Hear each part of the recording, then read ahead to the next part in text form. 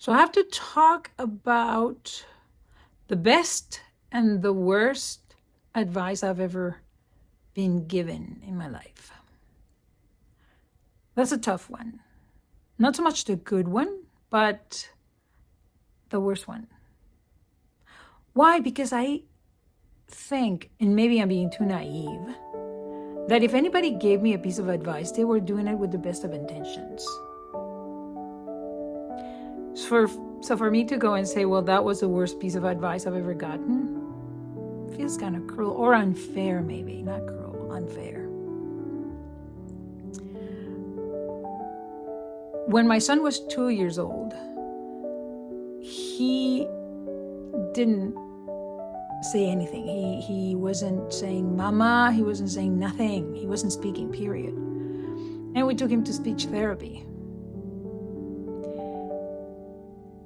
One day, one of the assistants said, we recommend that you use one word for everything you name. For example, a chair is just a chair. Table is just a table, like not a dining table or not a stool or a chair. No, just chair, table, wall, etc., etc. And immediately I said, I talk to him in Spanish and my husband talks to him in English. We're giving him 2 or more words for each thing that he's learning. And she said, well, that might not be a good idea. Now, it was my decision to do it because I thought, maybe I'm going to help. And I stopped talking to him in Spanish. In no time, he spoke in English. He started speaking really quick. So with time, and then I've read about it, I realized that was not a good piece of advice. But again, it wasn't giving with bad intentions. It was giving with the best of intentions. He still understands Spanish, but he doesn't speak it. And, well, he's a teenager, so he's reluctant to learn it right now. Hopefully he will in the future. But it won't be without an accent, for sure. Now, that was the worst piece of advice. The best piece of advice came from my dad.